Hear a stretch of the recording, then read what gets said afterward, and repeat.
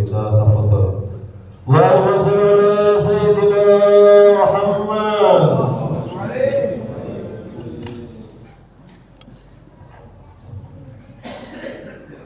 Assalamualaikum warahmatullahi wabarakatuh.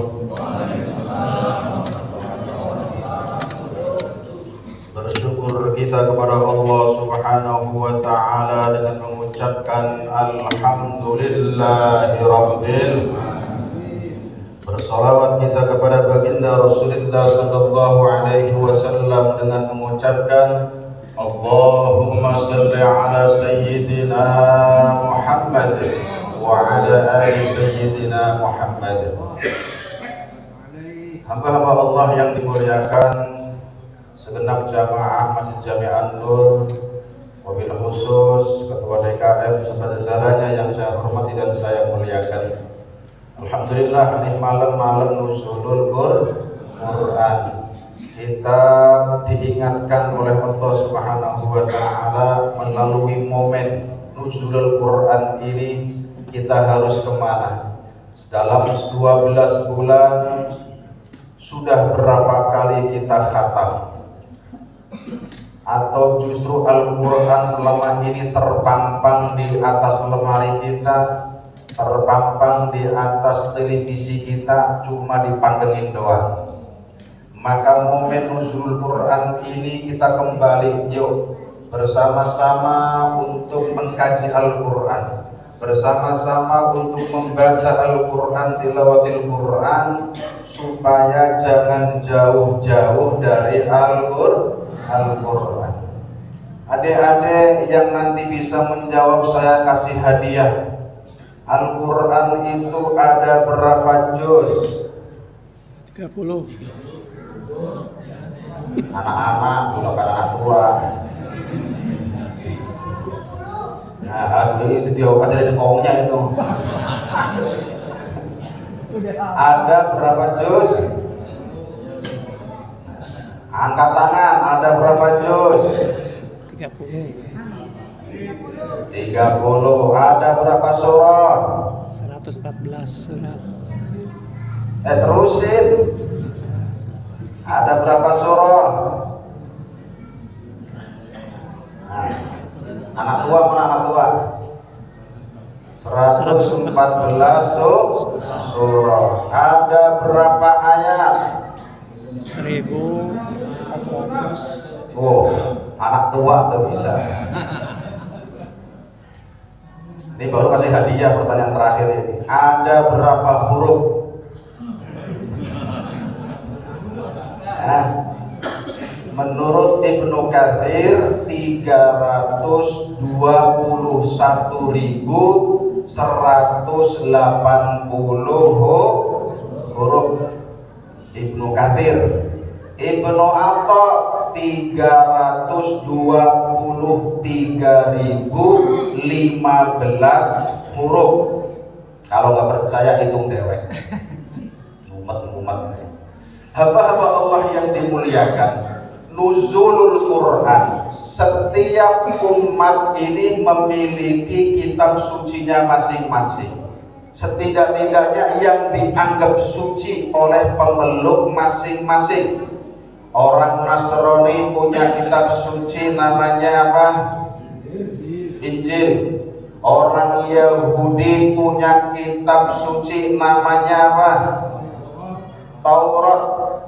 Orang Hindu punya kitab suci namanya apa? Weda. Orang Buddha punya kitab suci namanya Tripitaka. Orang kebatinan, orang kejawen juga punya panduannya yang disebut dengan Dharma Gandul. Ya benar itu pegangannya. Umat Islam memiliki kitab suci yang bernama Al-Quranul Karim. Kenapa harus disebut dengan kitab suci? Harus ada alasannya. Mana di antara kitab suci umat-umat yang ada Pertama, alasannya Al-Quran dijadikan sebagai kitab suci karena Al-Quran penjelasannya tidak bertentangan dengan kemanusiaan.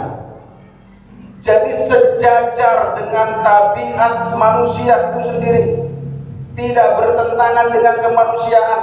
Contoh kepribadian manusia dalam ajaran Al-Quran, zuyyina linnasi hubbus syahawat minan nisa'i wal banin wal qanatir ila akhir ayat. Bahwasanya diperindah setiap manusia, zuyyina linnas, untuk apa? Ada keinginan-keinginan untuk mencintai perempuan, yang laki-laki cinta dengan perempuan, yang perempuan cinta dengan laki-laki. Kalau ada ajaran kitab yang mengatakan laki-laki dengan laki-laki, perempuan dengan perempuan, tuh kitab bener apa kagak tuh? Bertentangan dengan tabiat kemanusiaan, nggak sesuai dengan kemanusiaan, nggak berperi kemanusiaan. Maka salah satu alasan yang pertama, kitab itu dikatakan suci harus sesuai dengan pri kemanusiaan. Wajar, hubbus syahwat, laki-laki suka dengan perempuan, perempuan suka dengan laki-laki. Ada ajaran lagi, kita adalah bisa makan, suka dengan makan, tapi jangan kebanyakan. Ada ajaran kitab suci yang mengatakan harus puasa terus, pagi sampai sore, buka habis itu puasa lagi sampai pagi, namanya puasa ngebleng. Nah, dalam ajaran kebatinan itu namanya puasa ngebleng. Lah kalau puasa ngebleng berarti kagak kumpul-kumpul sama istri, dianggurin tuh istri. Kalau sudah dianggurin apa? Rontok rambut sampean. Jadi apa? Jadi lahar panas, kagak kumpul-kumpul sama istri. Olinya kagak ganti. Umat Islam diajarkan dengan ajaran Al-Quran ini keseimbangan. Ini yang pertama. Yang kedua, kenapa Al-Quran dijadikan sebagai kitab suci? Karena isinya tidak bertentangan antara satu dengan yang lainnya, surah yang satu dengan surah yang lainnya. Ketika Allah berfirman, sesungguhnya lam yalid wa lam yulad wa lam yakun lahu kufuwan ahad, Allah hanya esa, Allah yang maha esa. Maka di ayat-ayat yang lain pun mengatakan Allah maha esa. Kalau di ajaran yang lain mungkin ada kitab sucinya, di ayat yang ini mengatakan Tuhannya satu, di ayat yang lain mengatakan Tuhannya dua, di ayat yang lain mengatakan Tuhannya tiga. Tidak konsisten. Maka Al-Quran dijadikan sebagai kitab suci karena konsekuen, karena konsisten, tidak berseberangan, tidak bertentangan, tapi saling melengkapi. Ini Al-Quran. Yang terakhir, yang ketiga, kenapa Al-Quran dijadikan sebagai kitab suci? Karena Al-Quran bersih dari intervensi manusia. Murni bahwa Al-Quran itu firman Allah, bukan bikinan Rasul Muhammad sallallahu alaihi wasallam, bukan ucapan Muhammad, bukan bikinan Muhammad. Yang dahulu ketika Rasulullah menyampaikan wahyu kepada para sahabat-sahabatnya, beriman, maka orang-orang Yahudi, orang-orang kafir Quraisy mengatakan, jangan dekat-dekat dengan Muhammad. Muhammad itu sihirnya luar biasa, sekali berbicara terkena sihir. Engkau menjadi pengikut Muhammad, maka jangan dekat-dekat dengan Muhammad, jangan bergaul dengan Muhammad. Ucapannya mengandung sihir yang luar biasa. Mereka menuduh bahwasanya itu adalah ucapan Muhammad, itu adalah bikinan Muhammad. Maka turunlah ayat dari Allah untuk sebagai penentang. Siapapun dari orang-orang kafir Quraisy, silakan dikumpulkan pembesar-pembesar Nasrani, pembesar-pembesar Yahudi, kumpulkan orang-orang terpandai mereka, ahli syair mereka, untuk membuat satu surah yang menandingi Al-Quran. Dari zaman dulu sampai sekarang belum ada yang bisa menandingi kedahsyatan daripada Al-Quran, akan sajaknya, akan maknanya, akan kedalaman keilmuannya. Ada seorang yang bernama Musailamah Al-Kadzdzab. Dia berusaha untuk membuat satu surah, ingin menandingi Al-Quran. Silakan surah yang mana saja, surah yang paling pendek, kemudian kau tandingi itu, kau buat surah itu. Maka Musailamah Al-Kadzdzab mencurahkan segala keilmuannya dengan syair-syairnya. Kemudian dia membuat yang bernama syair, yang bernama, kata dia, surah untuk menandingi Al-Quran yang disebut dengan gajah. Al-fil, wa mal-fil, wa ma adraka al-fil, wa lahu khurtun tawil, wa lahu dhail. Itu bikinan Musailamah Al-Kadzdzab. Coba apa? Al-fil, gajah. Wa mal-fil, apa itu gajah? Wa ma adraka al-fil, tahukah kamu apa itu yang dimaksud dengan gajah? Coba, udah tahu orang-orang, gak usah dimaknai juga. Oh, gajah itu begitu tuh. Maknanya jauh dari Al-Quran, kedalamannya jauh dari Al-Quran. Walahu khurtun tawil, bahwasannya gajah itu memiliki belalai yang panjang. Walahu dhail, dan gajah itu memiliki ekor. Coba bayangin, maknanya gimana? Dalam apa enggak? Lucu apa enggak? Berbeda dengan Al-Quran yang begitu dahsyat, sajaknya, kandungan maknanya berbeda. Dengan hurufnya, dengan kalimatnya jauh, yang maknanya bisa berarti dari zaman dulu ila yaumil qiyamah. Makna Al-Quran, kandungan Al-Quran tetap berlaku. Maka melalui momen malam nuzulul Quran ini, yuk kita bersama-sama untuk menjadikan Al-Quran sebagai pedoman hidup kita, Al-Quran sebagai imam kita. Kata Rasulullah SAW, Al-Quran syafi'un musyafa'un wa mahilun musaddaqun. Al-Quran itu adalah pemberi syafaat, musyafa'un, dan syafaatnya pasti diterima oleh Allah Subhanahu wa Ta'ala. Siapa dari kalangan kita yang belum hafal Al-Quran sebanyak 30 juz, maka cukup, kata Rasulullah, hafalin surat Tabarak, Al-Mulk.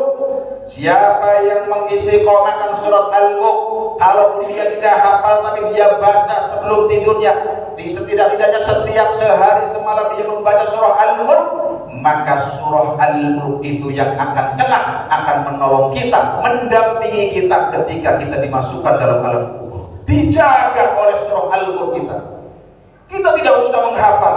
Yang menghafal apalagi? Cukup, kata Rasulullah, bagi kita yang gedel, yang malas, cukup membaca istiqomahkan Yasin, Al-Mulk, syukur-syukur hafal. Tabarakalladzi biyadihil mulku wa huwa ala kulli syai'in qadir. Dibaca sebelum tidur, maka siapa yang mengistiqomahkan surah Al-Mulk sampai dengan akhir hayatnya, maka kata Rasulullah, surah Al-Mulk inilah yang akan mendampinginya, yang akan menjaganya dari pertanyaan mungkar nakir. Dijaga benar-benar. Kalau Al-Mulk itu apa? Adalah firman Allah. Artinya berarti Allah yang akan menjaga para pelaku-pelaku surah Al-Mulk atau Tabarak. Hamba-hamba Allah yang dimuliakan, mahilun musaddaqun, bahwasannya Al-Quran itu petunjuk yang benar. Maka waman ja'alahu imamahu qadahu ilal jannah. Siapa orang yang menjadikan Al-Quran dijadikan sebagai imamnya, kata Al-Quran, pergilah kalian ke barat, maka kita ke barat. Kata Al-Quran, pergilah kalian ke timur, kita ke timur. Maka siapa yang nurut apa Al-Quran, Al-Quran mengatakan ini haram, kita tinggalkan. Al-Quran ini mengatakan halal, kita berusaha untuk melakukannya. Maka kata Allah, kata Rasulullah SAW, qadahu ilal jannah, maka Al-Quran akan menuntun kita ke dalam surganya Allah Subhanahu wa Ta'ala. Sebaliknya, wa man ja'alahu khalfahu, siapa orang yang menjadikan Al-Quran dibelakangkan, Al-Quran memerintahkan pergilah kalian ke timur, kita ke barat. Al-Quran memerintahkan pergilah kalian ke selatan, kita ke utara. Siapa orang yang menghantam kata-kata Al-Quran, haram kata Al-Quran, justru kita terjang, yang halal kita haramkan, maka sungguh kata Rasulullah SAW, saqahu ilan nar, Al-Quran akan menjongkrongkan, Al-Quran akan melemparkan orang-orang semacam itu ke dalam nerakanya Allah Subhanahu wa Ta'ala. Kebenaran hanya milik Allah, datang darinya dan kembali kepadanya. Kekhilafan dan kesalahan milik saya pribadi. Billahi taufiq wal hidayah. Wassalamualaikum warahmatullahi wabarakatuh. Waalaikumsalam warahmatullahi wabarakatuh.